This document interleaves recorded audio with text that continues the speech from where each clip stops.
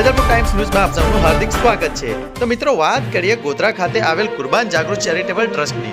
કુરબાન જાગૃત charitable trust દ્વારા તાલીમ લીધેલ વિદ્યાર્થીઓને સર્ટિફિકેટ વિતરણ કાર્યક્રમ ગોધરા સર્કિટ હાઉસ ખાતે યોજવામાં આવ્યો હતો, જેમાં કુરબાન જાગૃત ચેરિટેબલ ટ્રસ્ટમાં ગોધરા શહેરના 48 વિદ્યાર્થીઓએ તાલીમ લીધી હતી અને તેમની તાલીમ પૂર્ણ થતા તેમનું સન્માન સમારોહ કાર્યક્રમ યોજવામાં આવ્યો હતો અને તેની સાથે સાથે સર્ટિફિકેટનું વિતરણ પણ કરવામાં આવ્યું હતું અને તેની સાથે સાથે RM ઓનલાઈન સર્વિસ દ્વારા વેધરપુરના વિદ્યાર્થીઓને સર્વોદય વિકાસ ટ્રસ્ટ સંચાલિત જેસી એજ્યુકેશનના વિદ્યાર્થીઓને જેમને સાયન્સ પ્રોજેક્ટ બનાવ્યા હતા તેમને સર્ટિફિકેટથી સન્માનિત કરવામાં આવ્યા હતા અને આ પ્રોગ્રામમાં તમામ વિદ્યાર્થીઓને ઘણું બધું નોલેજ પણ મળ્યું હતું, જેમ કે આપણા વિચારો માન્યતાઓ છે કે જેવું આપણે વિચારીએ છીએ તેવું થાય છે।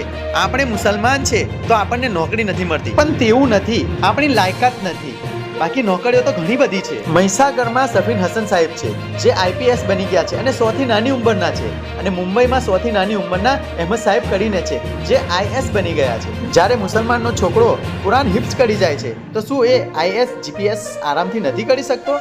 આરામથી કરી શકે છે, બસ ખાલી આપણી મેન્ટાલિટીને બદલવાની છે। જ્ઞાનમાં આગળ વધવું હોય તો શું કરવું? જ્ઞાનમાં આગળ વધવું હોય તો સમયની કદર કરો। સમય આપણા માટે બહુ કિંમતી છે। આજના વિદ્યાર્થીઓ સમયને બરબાદ કરે છે। મોબાઈલમાં ટાઈમ વેસ્ટ કર્યા વગર તેનો સહી ઇસ્તેમાલ કરતા શીખીએ। કોઈ પણ પ્રશ્ન પૂછવામાં શરમ ના કરવી જોઈએ।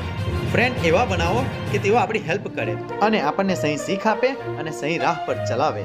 આપ જોઈ રહ્યા છો વેધરપુર ટાઈમ્સ ન્યૂઝ। તંત્રી યોગેશ કુમાર કાછિયા। એક સારા મોટિવેશન ફંક્શનની અંદર તમે અમને આવકાર આપ્યો છે।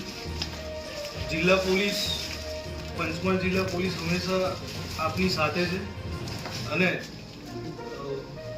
હાલ જે વિદ્યાર્થીઓ ખાસ કરીને બિલીવ કે તમારા જે વિચારો છે, તમારી જે માન્યતાઓ છે કે આપણે મુસ્લિમ છીએ તો નોકરી નથી મળતી, મિત્રો હું મારા અનુભવ કહી રહ્યા છું, સોરી દુઃખ સાથે કહેવું પડે છે મિત્રો, નોકરી નથી એવું નથી, લાયકાત નથી, બાકી નોકરીઓ તો છે, બરાબર છે।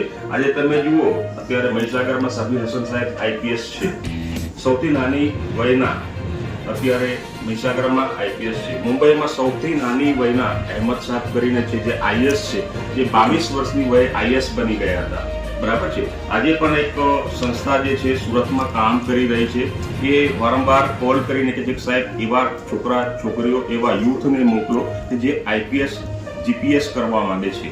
મોટું ફંડ તેમની પાસે છે, પણ દુઃખની બાબત છે કે એ કેડરમાં જવા માટે આપણી પાસે એવા લાયકાતવાળા યુથ નથી કે આપણું એક નાનું છોકરું કુરાને હાફિઝ થાય છે તો ખરેખર તો હું નિર્ધારું છું, જો 11-12 વર્ષનો છોકરો કુરાને હાફિઝ થાય, 30 સુપારાનો દળદાર પવિત્ર ગ્રંથ એ કંઠસ્થ કરી શકતો હોય તો હું માનું છું IS GPS એના માટે કશું નથી। હું માનું છું જો કુરાન શરીફ હિફ્ઝ કરી શકતો હોય 30 સુપારાનો તો એને થોડુંક પુશઅપ આપો, થોડુંક મહેનત કરો, થોડુંક સમાજના દરેક લોકો એજ્યુકેશનની માટે મહેનત કરો તો મિત્રો આપણા સમાજમાંથી હું માનું છું ક્લાસ 1 ક્લાસ 2 આરામથી નીકળી શકે એ શક્યતાઓ પોટેન્શિયલ મેટર છે જ।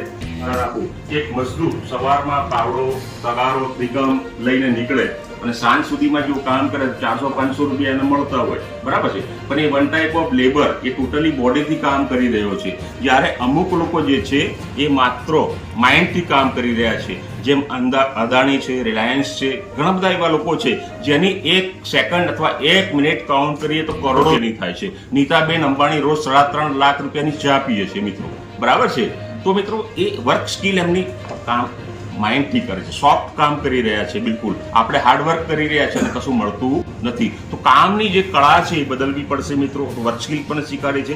બીજું કોમ્યુનિકેશન સ્કિલ, તો કોમ્યુનિકેશન સ્કિલમાં આપણા વિદ્યાર્થીઓ ગ્રેજ્યુએશન હોય છે, પોસ્ટ ગ્રેજ્યુએશન હોય છે, સારામાં સારું ભણેલા હોય છે, પણ મિત્રો કોમ્યુનિકેશન એમનું ઝીરો હોય છે, વાતચીત કરવાની જે કળા છે એકદમ ઝીરો હોય છે, તો કોમ્યુનિકેશન સ્કિલ પર અમે વધુ પ્રભુત્વ આપીએ છીએ કે નિયમિત અભ્યાસ કરતું રહેવું જોઈએ, એટલે કે રોજ થોડું પણ વાંચવું જોઈએ, પણ એ સતત રહેવું જોઈએ। આપણે શું કરીએ છીએ, એક દિવસ વાંચીએ છીએ, 2 દિવસ છૂટી કરી દઈએ છીએ, તો જે વસ્તુને આપણે અસર થાય એ રોજે એને થોડું વાંચવું જોઈએ, જેના લીધે સતત મહેનત કરશું તો આપણને સફળતા મળશે ઇન્શાઅલ્લાહ।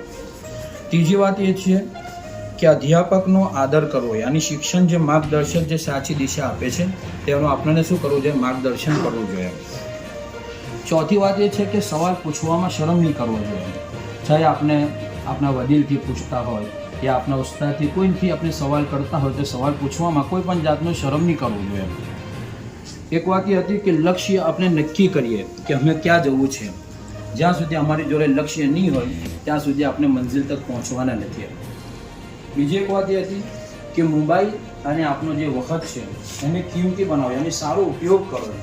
એટલા માટે આપણા ત્યાં કહાવત મશહૂર છે કે ભાઈ વખત જે છે એ સોનાના માની છે. જે રીતે સોનું કિંમતી છે, એક બુઝુર્ગે તો લખ્યું છે એવું કે ભાઈ સોનું કિંમતી છે એની જગ્યાએ, પણ સોના કરતો વખત એટલું એના કરતો વધારે કિંમતી છે. એટલે કે અગર સોનું અમારે જોડે હાથમાં સોના ચાંદી હશે અને એ આપણી જિંદગીમાંથી ખતમ થઈ જશે તો કાલે ઉઠીને આપણે શું મહેનત કરીને પાછું ખરીદી શકશું, પણ આપણી જિંદગીની અંદર જે કિંમતી વખત આપણે મળ્યો છે, ટાઈમ મળ્યો છે, અગર આપણે એની કિંમતે આપણે એની કદર નહીં કરીએ તો એ વખત જતો રહેશે તો પાછળ પસ્તાવાનો. તો મિત્રો, આપણે મૌલાના સાહેબને કેટલું સરસથી અને ધ્યાનથી સાંભળ્યા.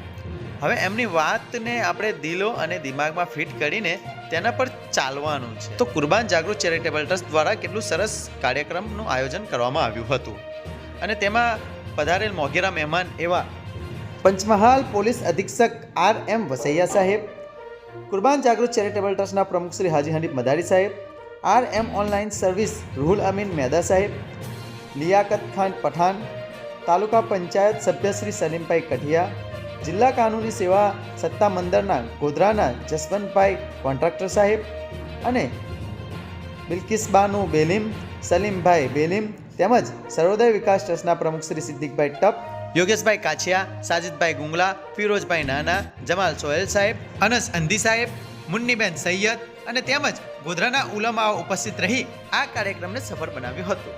અને આ સાથે કાર્યક્રમની વિદાય અનસ અંધી સાહેબે કરાવી હતી. આજ રોજ કુરબાન જાગૃત ચેરિટેબલ ટ્રસ્ટ દ્વારા એસપી પંચમહાલ અને પંચમહાલ જિલ્લા કાનૂની સેવા સત્તા મંડળની અધ્યક્ષતા તેમજ સહયોગથી જે ગોધરા શહેરના અંદર 48 વિદ્યાર્થીઓએ કોમ્પ્યુટરની તાલીમ પૂર્ણ કરેલ છે તેમને તેમજ વેજલપુરથી જે 10 વિદ્યાર્થીઓએ જે વિજ્ઞાનના કોમ્પિટિશનના અંદર પાર્ટ લઈ અને પ્રોજેક્ટ સબમિટ કરાવેલ છે તેમને સન્માન માટે સર્ટિફિકેટ વિતરણનો કાર્યક્રમ રાખવામાં આવ્યો હતો, જે ખૂબ જ સફળતાપૂર્વક પૂર્ણ થયેલ છે અને તમામ વિદ્યાર્થીઓનું સન્માન કરવામાં આવ્યું.